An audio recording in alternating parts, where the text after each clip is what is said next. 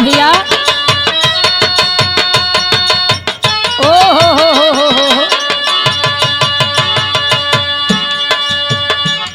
मैं प्रियंका माधुरी, लोकगीत बिरहा गायिका, आप सबके बीच में एक बार फिर से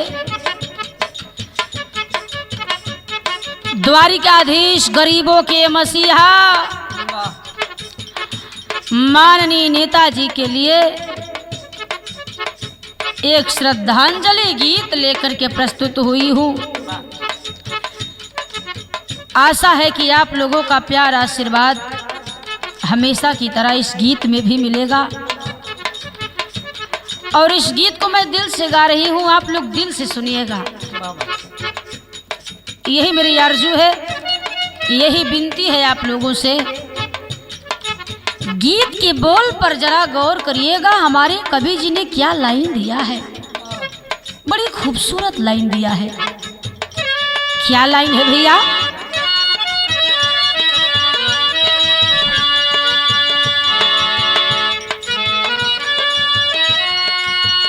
बाबा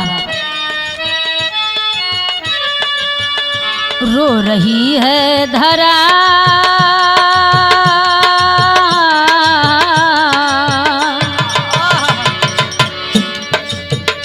रो रही है धरा, रो रहा है गगन, माधुरी अर्पित करती है श्रद्धा सुमन। रो रही है,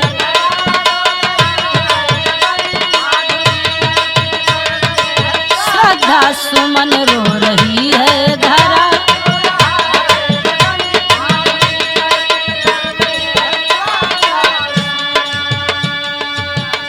नेताजी के जाने पर बाबू, नेताजी का जाना ना तो धरती बर्दाश्त कर पाई, ना तो गगन बर्दाश्त कर पाया, और ना तो अंगड़ाई भरने वाले उन बादलों से बर्दाश्त हुआ।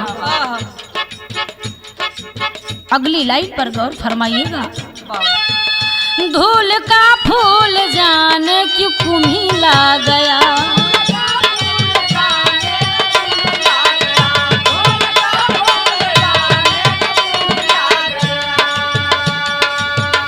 बाग बीरा हुआ अरमा कुचला गया।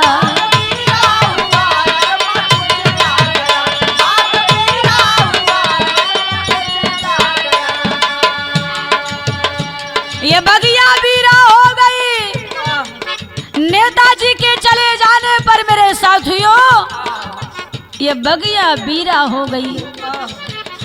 लेकिन अगले भाव पर गौर करेंगे। आय पतझड़ बेमौसम,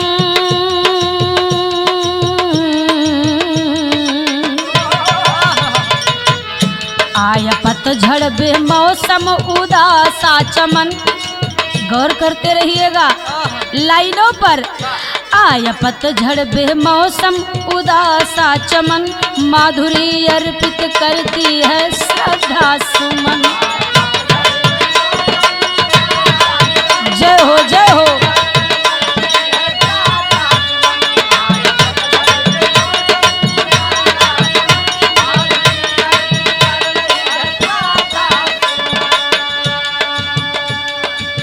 मगर ये दुनिया याद रखेगी नेताजी की खासियत मेरे दोस्तों। कौन सी खासियत? दुश्मनों को गले से लगाते रहे,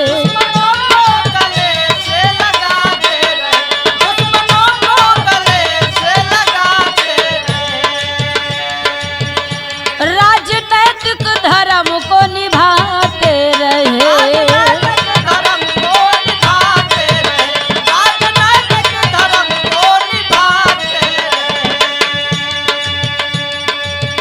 अपने तो अपने जो भी आया गले लगाते रहे। अगर एक दुश्मन भी आ गया तो वो महसूस नहीं कर पाया कि मैं दुश्मन के दरवाजे पर आया हूँ।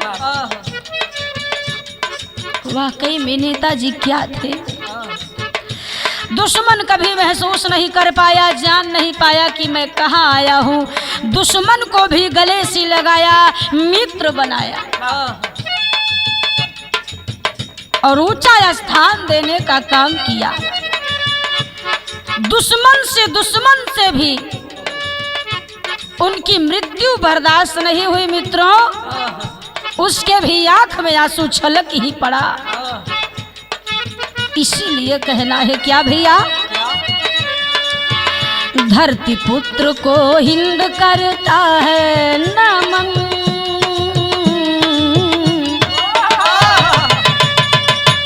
धरती पुत्र को हिंद करता है नमन, माधुरी अर्पित करती है श्रद्धा सुमन।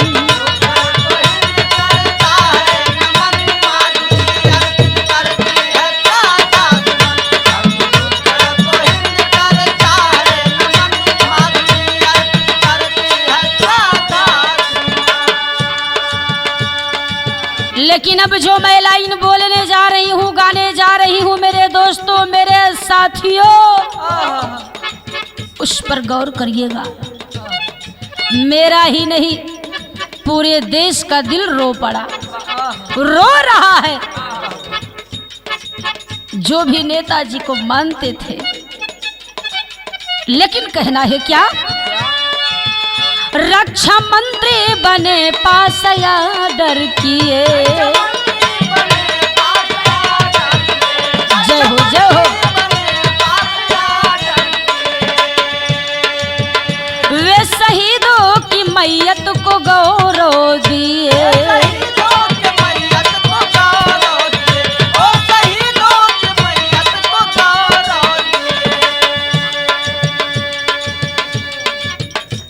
फौजियों की दिलों से पूछिए तो उन फौजियों का भी दिल रो रहा है, सिसक रहा है कि जिनकी वजह से नेताजी जब रक्षा मंत्री बने थे बाबू, तो उन्होंने फौजियों की गुहार सुनी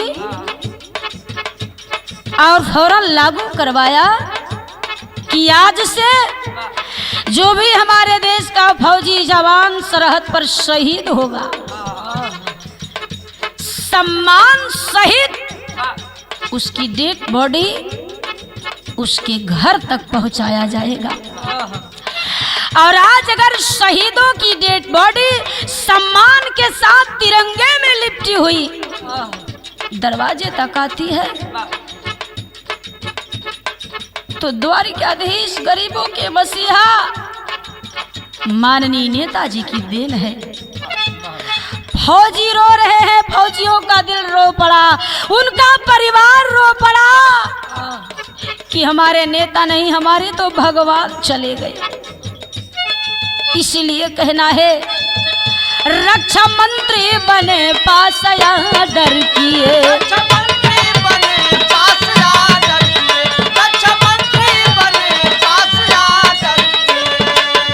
वे शहीदों की मैयत को गौरव दिए,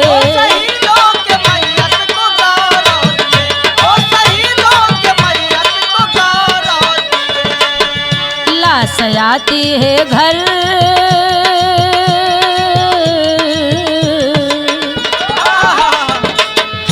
लाश आती है घर ओढ़ तिरंगा कफन, लाश आती है घर ओढ़ तिरंगा कफन, माधुरी अर्पित करती है श्रद्धा सुमन।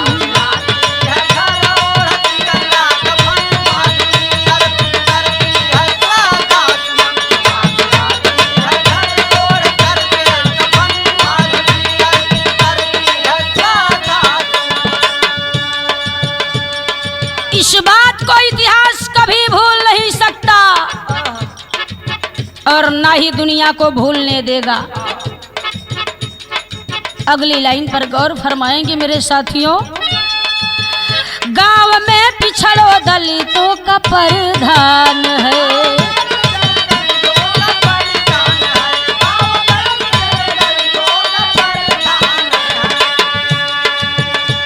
आरक्षण मुलायम का वरदान है। धन्य है माननीय नेताजी बाबू। द्वारिकाधीश गरीबों के मसीहा, जहां कहीं भी हो, जिस भी रूप में हो, वो ईश्वर नेताजी की आत्मा को सुख और शांति प्रदान करे। भैया, आज पिछड़ों दलितों का सम्मान बढ़ा है तो वो भी नेताजी की देन है। संविधान में आरक्षण तो था, लेकिन किसी नेता में वो हिम्मत नहीं थी कि उसे जनता के हक में लागू करवा सके। लेकिन अगर आरक्षण को लागू करवाया, वो गरीबों के मसीहा इसीलिए नहीं कहे जाते क्योंकि वो गरीबों का दर्द समझते थे, गरीबों का सुख जानते थे। इसलिए उन्होंने भैया पिछड़ों दलितों हर समाज को जीने का ये अधिकार दिलवाया। आज गिरी से गिरी समाज में देख लीजिए तो आपको कोई गिरा नहीं नजर आएगा। हर छोटी सी छोटी कम वाला तान करके सीना प्रधान कहता है, गांव का मुखिया कहता है, मानिंद इंसान बोला जाता है तो माननीय नेताजी की देन है। इसीलिए कहना है, गांव में पिछड़े दलितों का प्रधान है।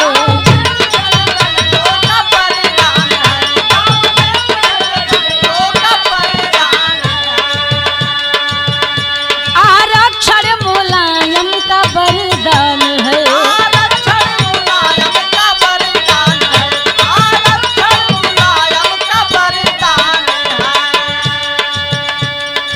धन्य है हमारे गुरुदेव, हमारे कवि जी बनारस मोहाव की ऐतिहासिक धरती से, जिनका हृदय रो पड़ा मेरे साथियों।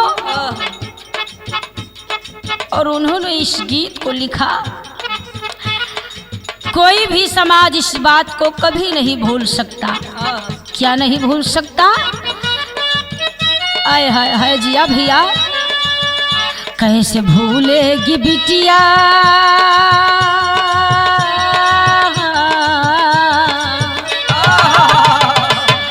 कैसे भूलेगी बिटिया कन्या विद्याधन, माधुरी अर्पित करती है श्रद्धा सुमन। जय हो जिया भैया।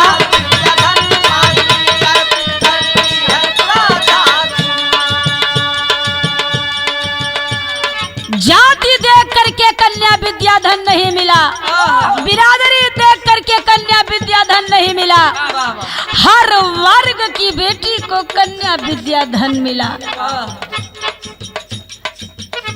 ए भैया, कोई नहीं भूल सकता। इसलिए कहना है अगली लाइन में क्या, इतनी जल्दी भी क्या थी अभी चल गए,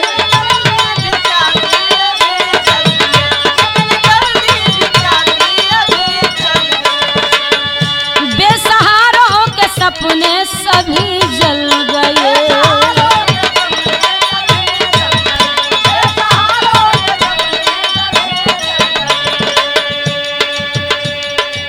आए हाय रे, अपना तो अपना दुश्मन भी छाती पीट कर रो पड़ा और दुश्मन के भी मुख से तारीफ निकल पड़ी।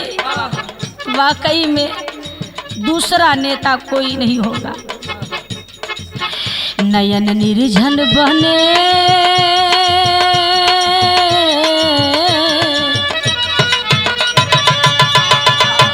नयन निर्झर बने कांपती है बदन, माधुरी अर्पित करती है श्रद्धा सुमन।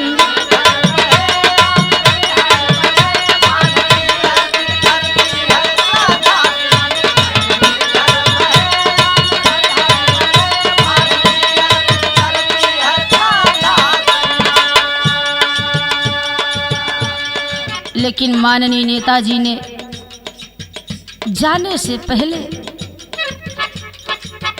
हम सबको ऐसा बेटा दिया, हम सबको ऐसा व्यक्ति दिया, अनमोल खजाना दे दिया कि उस लाल को बच्चा बच्चा क्या, बूढ़ा, नौजवान, महिला के भी मुख से अगर कोई शब्द निकलता है तो भैया अखिलेश निकलता है। भैया पहले निकलता है तब अखिलेश निकलता है। लाखों करोड़ों दिलों पर राज करते हैं माननीय भैया अखिलेश यादव जी। उनके लिए मेरे कवि जी ने लिखा बाबूजी, और आप लोगों से उस लाइन पर निवेदन है, इस लाइन पर गौर करिएगा। कृष्ण बिन अर्जुन कैसे लड़ेगा समर,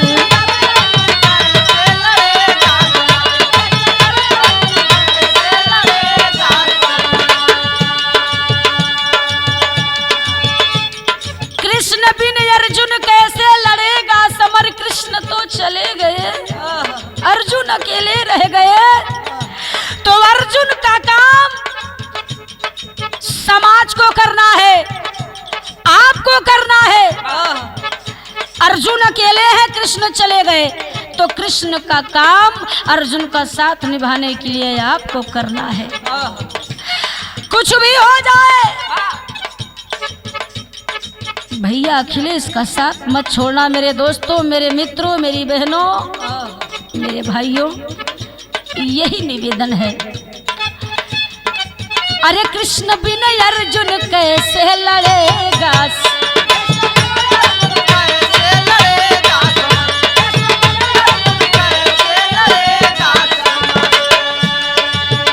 भैया अखिलेश का तो भरी है डगर,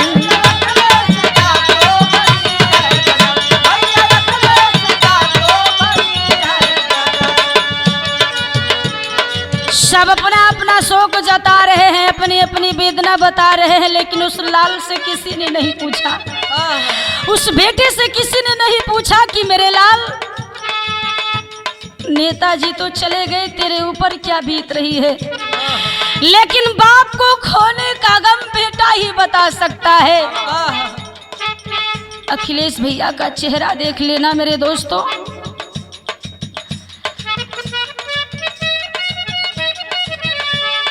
पता चलेगा कि कितना दर्द है उनके सीने में, जो अपने सीने में दबाए बैठे हैं, लेकिन अपने फर्ज को भी निभाने से पीछे नहीं हट रहे हैं। बेटा ऐसा ही होना चाहिए बाबू। कहना है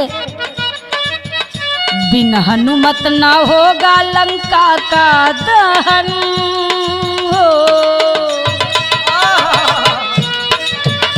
बिन हनुमत ना होगा लंका का दहन। माधुरी अर्पित करती है श्रद्धा सुमन,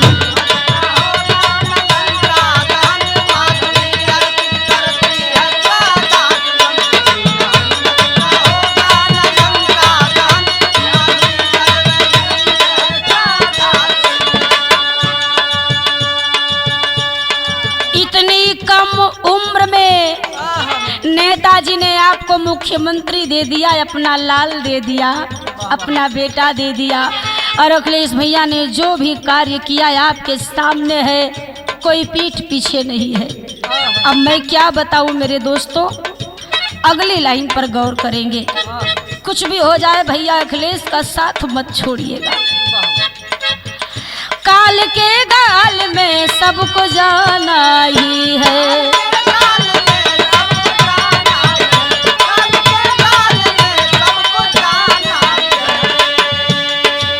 अरे वक्त पे वक्त का तो फसाना भी है।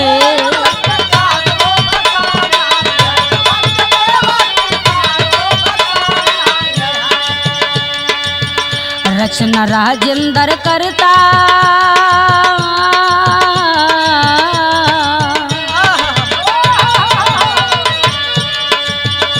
कवि जी गीत को लिख रहे थे तो आँख से आंसू छलक पड़ा। रचना राजेंद्र करता सजल है नयन, रचना राजेंद्र करता सजल है नयन। माधुरी अर्पित करती है श्रद्धा सुमन।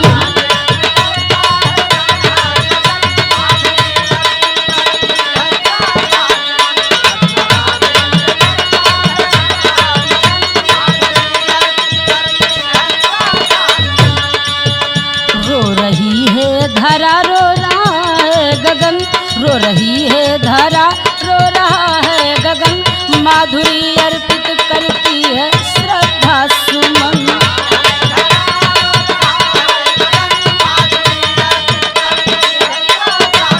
रो रही है धरा, रो रहा है, माधुरी अर्पित करती है श्रद्धा सुमन।